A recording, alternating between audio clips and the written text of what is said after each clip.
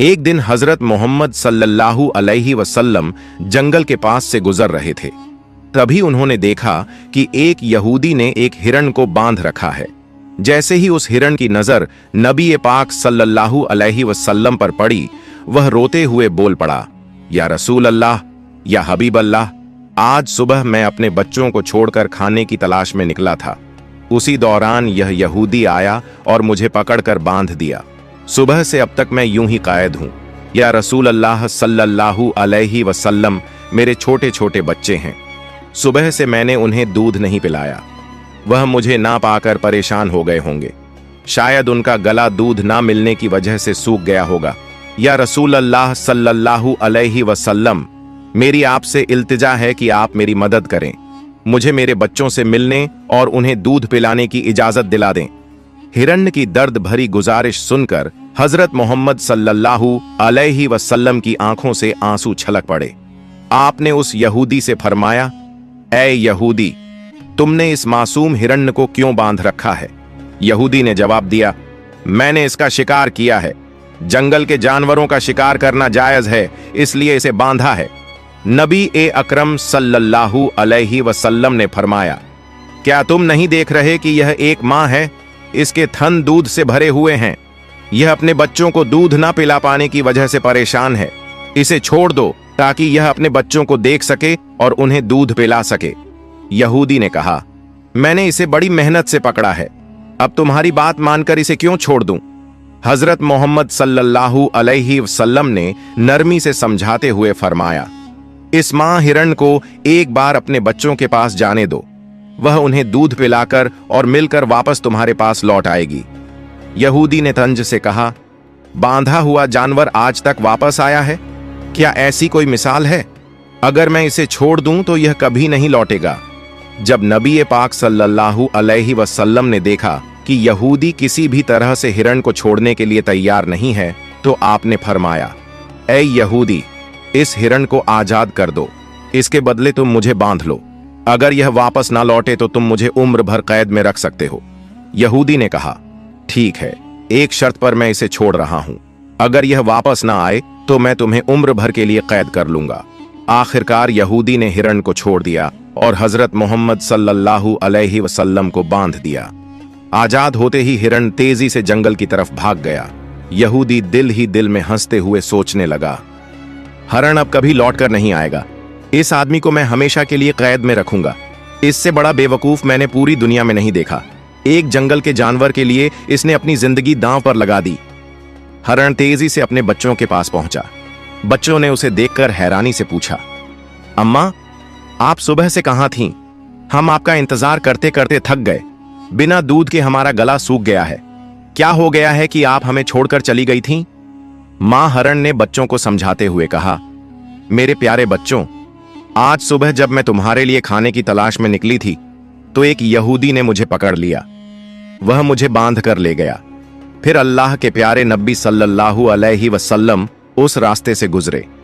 मैंने उनसे तुम्हारी हालत के बारे में कहा और उनसे मदद की गुहार लगाई। हिरण ने आगे कहा, नबी करीम सल्लल्लाहु अलैहि वसल्लम ने मेरी मदद करने के लिए खुद को उस यहूदी के पास गिरवी रख दिया ताकि मैं तुमसे आखिरी बार मिल सकूं। अब मुझे वापस लौटकर जाना होगा क्योंकि मैंने वादा किया है कि मैं जरूर लौटूंगी। मां हिरण ने अपने बच्चों से कहा, मेरे प्यारे बच्चों, वह नरदिल यहूदी अल्लाह के प्यारे नबी सल्लल्लाहु अलैहि वसल्लम को बांध कर रखे हुए है। इसलिए तुम जल्दी से मेरा दूध पी लो। मुझे वापस जाना होगा। मैं अपने नबी को तकलीफा में नहीं छोड़ सकती।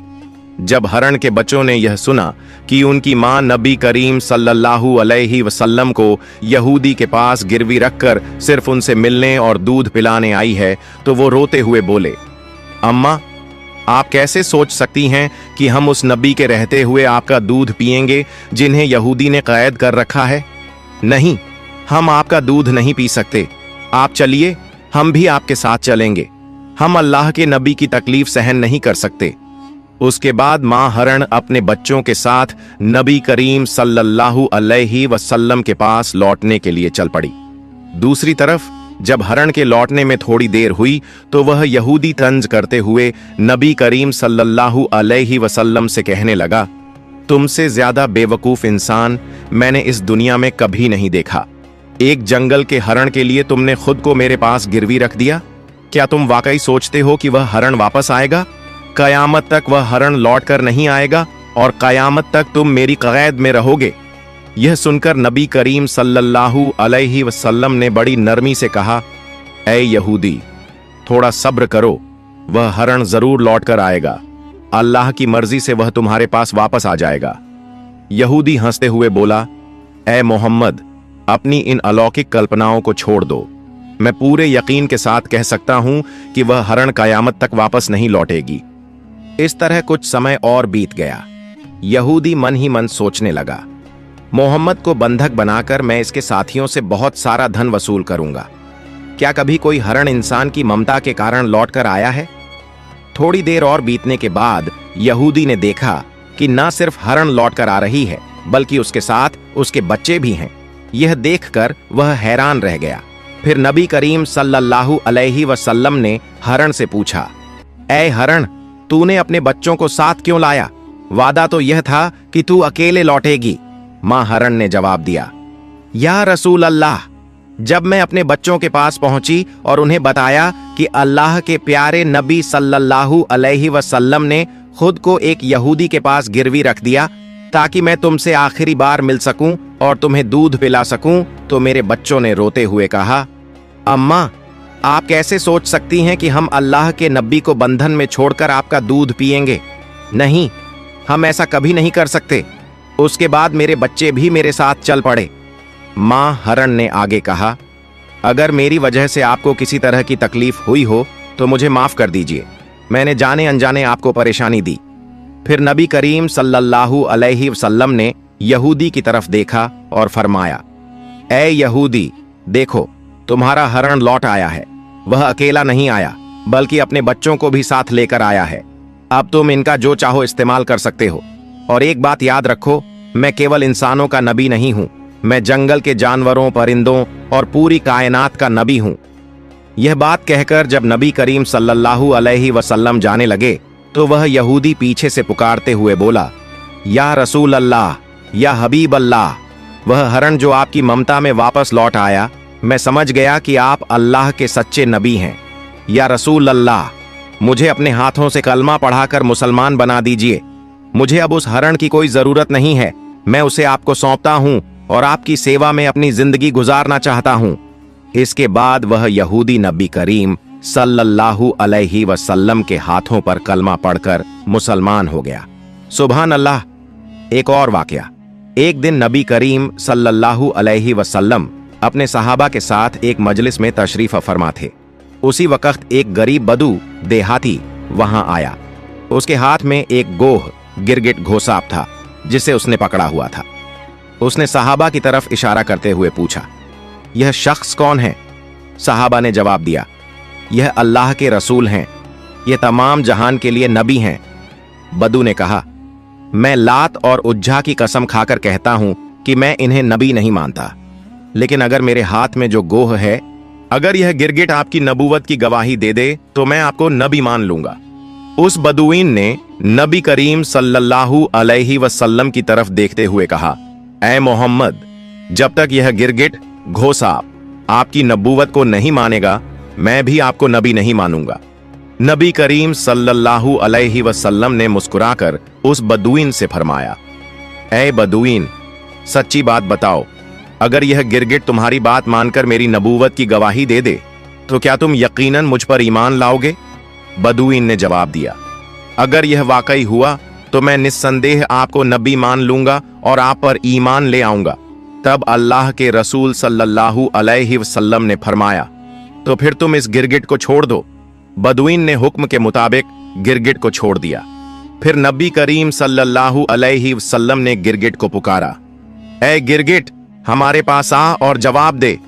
जैसे ही नबी करीम ने गिरगिट को पुकारा, वह गिरगिट सबकी समझ में आने वाली शुद्ध अरबी जबान में बोलने लगा, लब्बैक या रसूल अल्लाह, मैं आपकी सेवा में हाजिर हूं और आपकी मदद के लिए उपस्थित हूं। सभी लोग यह सुनकर दंग रह गए और जान गए कि यह अल्लाह का करिश्मा और चमत्कार है। फिर नबी करीम सल्लल्लाहु अलैहि वसल्लम ने उससे पूछा, जिसने जन्नत में रहमत और जहन्नम में अजाब बनाया है, बता वो कौन है? गिरगिट ने जवाब दिया, वो अल्लाह है। फिर नबी करीम सल्लल्लाहु अलैहि वसल्लम ने पूछा, ए गिरगिट, मैं कौन हूं? गिरगिट ने कहा, आप अल्लाह के रसूल हैं। जो भी आपकी नबूवत को स्वीकार करेगा वो सफल होगा, और जो आपको झुठलाएगा वो नाकाम रहेगा।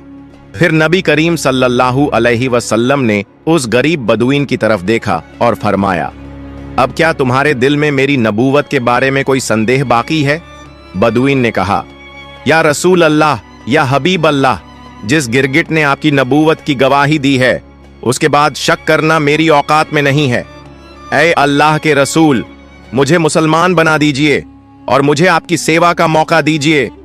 उसके बाद वह बेज़बान बदुईन नबी करीम सल्लल्लाहु अलैहि वसल्लम के हाथों में हाथ देकर कलमा पढ़कर मुसलमान हो गया। सुभान अल्लाह।